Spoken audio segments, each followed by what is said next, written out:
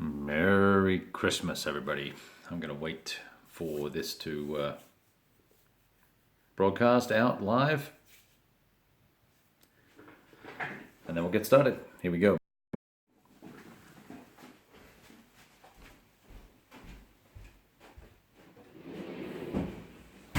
Okay.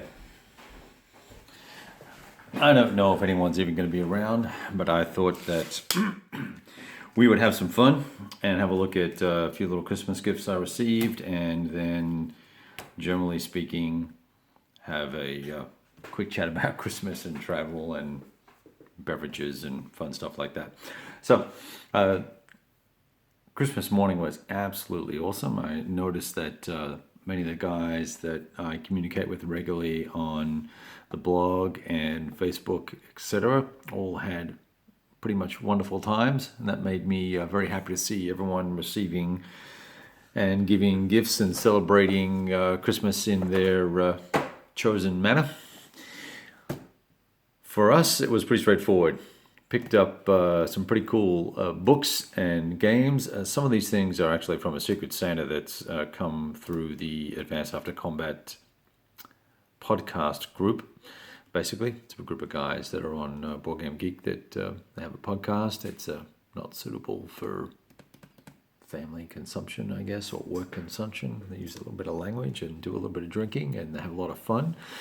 But they did a Secret Santa, and I picked up Omaha Beach and D-Day under the FCS system, and the Sergeant's Miniatures and Supreme Commander, which I thought was all very cool. So got this book, and it's a Belkowski book, so I'm excited to see what Belkowski's got to say for himself in regards to D-Day. He's a prolific and well-regarded, at least by me in any case, game designer, so I'm excited about that. One of the ladies at work gave me this bottle of scotch, which I have tried. It's a tiny bit peaty, but not too peaty for me. I can't pronounce that name, Arkenstoshan. Arkenstoshan. I don't know how you even say that. You see, we're not just not going to go there. So anyway, there's that. Fantastic. I bought this for myself, and this is a gift. The infamous Traffic by Cole Wall. Cole lives in Austin. Pretty cool guy. More, I would say, generally speaking, more of a Eurogamer chappy. But this game has a nice blend of Eurogame and sort of war theme, historical theme, I guess is probably the correct way to assess its genre. And it's from Hollenspiel Games. Full color rule book, pretty well laid out. I'm a little confused about the game, I must admit. I read the rules. It doesn't involve hexes and counters, so it'll take me a while to work it out. Big, thick, monster thick counters. And hey, gang. Hey, Kyle, what's going on, man? Yeah, what are we doing up? Well, I'm up. It's Christmas night. And Kyle, you are not broadcasting live your play of 1866 or whatever it is. And so I thought I'd just do a Christmas dink around. That's what I'm doing, dude. You been drinking? What have you been drinking? Tell me. I'm excited to know. I actually behaved myself tonight. We have Christmas dinner tomorrow night. But anyway, getting back to these counters, they're beautiful. They're thick and well done, and got a nice sort of sheen to them. And then there's this is a kind of an economics game, basically. This is your holding company, and you've got to move your investment return along and deal with smugglers and deal with establishing your opium trade on this very funky looking two-piece map, which, if I had a criticism, I would like to have seen this be one-piece map, but I understand that their printer, this is the largest size they can do. So you've got kind of the coastline and the townships and the London season, which will deal with investors putting more money in and things like that. It's all about the Opium Wars, dealing with the Far East India Company and that era. Pretty excited about that. I just read a book about it, so I'm keen to get in on it. And it's all it uses dice to determine how many different elements you receive based on the number of dice you have, and the pips that are showing, it impacts what happens. That's a very brief summation of the game, and I'm sure if I turn this up the right way, it'll tell me exactly the opposite there. But I'm actually going to try and get to that pretty quickly. This is a cool book. I've already started reading this one.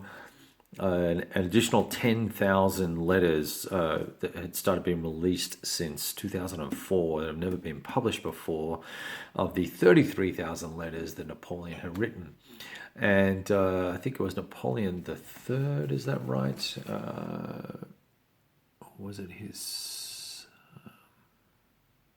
let me just see here real quick. Yeah, Napoleon's nephew. Napoleon's nephew took a very conservative and conservative approach to Napoleon, and really all the letters that were released just showed him in the best light. There's additional 10,000 letters that have been released and translated and are now published, and this chap here, Andrew Roberts, has spent several years visiting 53 of the 60 battlefields, going through those letters, recasting Napoleon in the true light. And I think that will be a fascinating read, and that may not influence my gameplay per se, but it will add a little more insight. He's more than just an egomaniac and a warmonger, as many think. Lots to be read there. So there's that. I think I told you guys I picked up a couple of other games. I'm not going to show them. Everyone's seen Supreme Commander, and everyone has seen the D-Day SCS system. I don't think anyone really cares about that particular game. I don't necessarily care about it. I think I'll probably end up flipping it at some point, just after a quick read of the rules. Probably not for me. What I did want to do tonight, though, was have a look at the 2017 Compass Games catalog.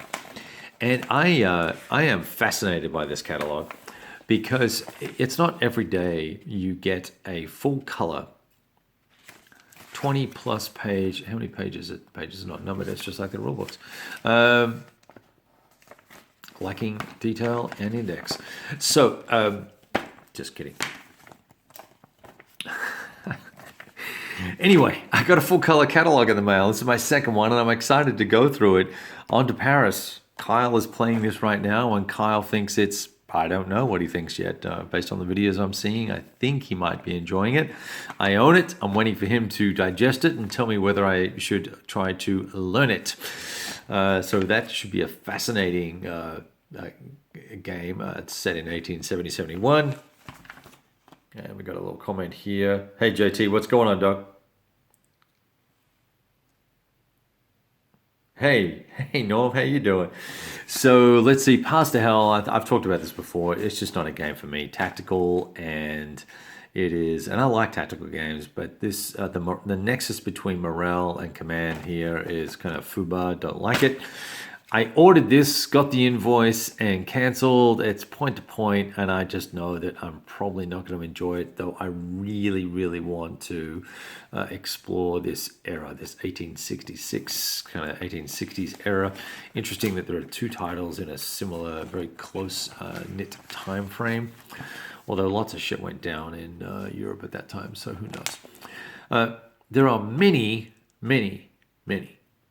World War II strategic theater games in this catalog. I'm going to warn you, as are there many on the GMT P500 page as well. I don't know what's going on, but everyone's decided that they need to make the perfect World War II strategic game with 60-mile hexes or 80-mile hexes or 50-mile hexes and armies and corps and BSUs or MSUs or whatever they want to call them to denote construction and production and all that sort of fun stuff. I don't know what's going on. No, this one's 130 miles a hex, so there you go. This is uber abstract. So, this game, I'm curious about Festung Europa. I think that might be interesting, but I just don't know. I'm kind of worried. I haven't heard anything good about this yet. No, I've heard good things about this game. It's Balance of Powers that I've heard nothing good about. Played this twice. It's good. We've talked about this before. Fatal Alliances, moving right along. Whiff system. I've watched this game played, and I don't know that I think it's a great solo game, perhaps, but I don't know that it has a lot of value as a two-player game. It's pretty tedious. Fall of the Third Reich. You know, Ted Racier is somewhat of a underappreciated designer of late. I'm curious about how this will play. It's the latter part of the war, so it's got some interest for me. We don't see a lot of games covering that. Never heard of Ponsky's Blood on the Ohio. I'm really curious about how this game will play and what it's like. But it's a point-to-point system, and it's based on King Philip's War, which, you know, was kind of a sucky system for me. I didn't enjoy it very much. Sovereign of the Seas, curious about this, but it's out of my kind of bailiwick. Curious to see what people think. I'm not sure what comes with this, but it seems awfully expensive. $82, 6 counter sheets and a map. Who knows? And it looks like it's some sort of point-to-point or area-based solution there. An expansion kit for the war, as if that wasn't bad enough as it is. All right, Alone in the Storm, a solo system for War Storm or whatever it's called. Moving right along. Now, Eric Lee Smith is interesting. I am curious about how this game will play and what it will be like. And I don't know if anyone's played any of his other games and whether he has made any other ACW games, but I think I've played some of his other titles and I quite enjoy them if I recall. I can't remember the names of what he's made before. I want to say it was something to do with either CV or what's the other one? I've got it here somewhere. Oh, it's in a baggie. I don't know what it's called, but some other game. Anyway, he's reasonably prolific. Yeah, JT, I don't mind man on man. I don't mind, well, I prefer man on woman. But man on man, man to man combat, and squad level, I like it. I've got a couple of systems I like to play other than that other system we were talking about. I don't think it works very well. Here's another interesting title set in the pre-Napoleonic era. Once again, I think it's a point-to-point game. There seem to be a lot of these coming out, and I'm curious as to how they're going to sell and what the reactions are. Really curious about Newberg's Lebensraum. 41 to 45, once again, another strategic game here. Playing time 3 to 16 hours. 3 maps and 3 counter sheets. Son of a bitch. 50-mile hexes. There you go. Look at that, boy. Curious. Okay. Color, Command and Colors Tricorn. One thing I noted here, 300 wooden blocks. I'm looking forward to stickering that bad boy. Not. Never heard of this. Engage and Destroy Tactical Warfare on the Eastern Front. It seems to be pseudo-historical or more historical than typical, and fairly tactical and armor-oriented. There's a lot of detail on these counters, so I don't know. They look kind of busy. Can't really see what the map detail's like. Have not heard anything about this game. Very, very curious to see what this is like. 2 maps, 3 counter sheets, some play aids, yada, yada, yada. Okay. Oh, look, a TIE bomber game. What a surprise. And, oh, look, it's hypothetical in the future. Interesting. A space game. Everyone's going to have a space game. And I'm sorry, Andrew, I can't give you any... I haven't even read your blurb here. 1 year turns. Solar system is the map scale. That's fantastic. Not a space game guy. Moving right along. Fornovo, not paying $49 or $69 for one battle. Not going to happen. Reprint program. Now, here's something interesting. So, I did not know that Nations in Arms was sold out. $129. I got that for a steal. All right, then. Of course, Red Storm over the Reich and No Peace Without Spain and Bitter End, Attack on Budapest, they're all fab games. But once again, No Peace Without Spain is, I think it's a point-to-point system. My Paper Wars sub is up for renewal. I get the last game is that Finnish game that I was bitching about. That's not it. The Finnish Civil War, where the map was so horrible. I am not sure that I'm going to resubscribe. I just don't know. Where is it here? This one here. That's a Brian Train game. At least now we can focus on the game now that they've fixed the map and not worry about how horrid the art is. And what can I tell you? So look, that's the catalog. Still in stock, which kind of means not selling well to a certain degree. These guys don't make a lot of their production runs. Bataan has been around forever and a day. I've not heard a lot of good news about this, or bad news, surprisingly enough. This, I've heard that Spanish Eagles is a fabulous system. Don't know why it's still available. This I just sold because they're coming out with a new version that is going to be updated, changed, and different. Proud Monster, I own it and haven't played it. You don't really care what I own and haven't played yet. There's this Lavatai, Las Barracadas system. I'm just not a fan. And I've got this. I think this may be my go-to Ardennes game one day once I play it. So I thought the catalog. I love looking at the color catalog from Compass Games. I think it's a hoot. I think it's excellent fun. All right. Hey, Mark Matthews. Good morning. So you guys missed the. Some of you guys missed the. You'll have to rewind and have a look at the whiskey I received. I've got a bottle of Scotch and a bottle of Woodford Reserve as well. Funnily enough.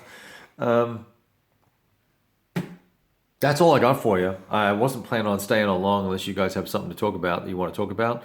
I just wanted to kind of do the book, show you these books and recommend this to you already because I'm loving this book.